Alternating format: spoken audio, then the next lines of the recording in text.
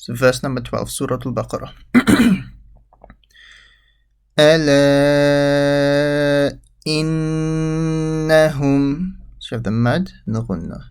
ألا إنهم. So this is you pause over here. So make sure you repeat after me.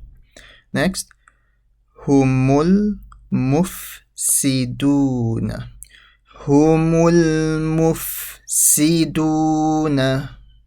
Humul mufsiduna.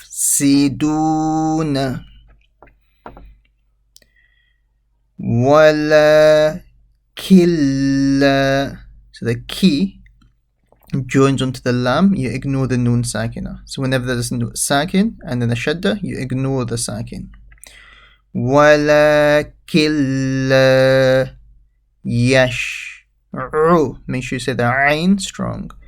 Yash'urun. So the whole box in one go.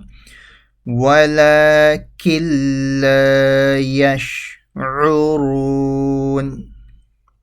So I'm going to read the full thing now. ألا إنهم هم المفسدون ولكن لا يشعرون.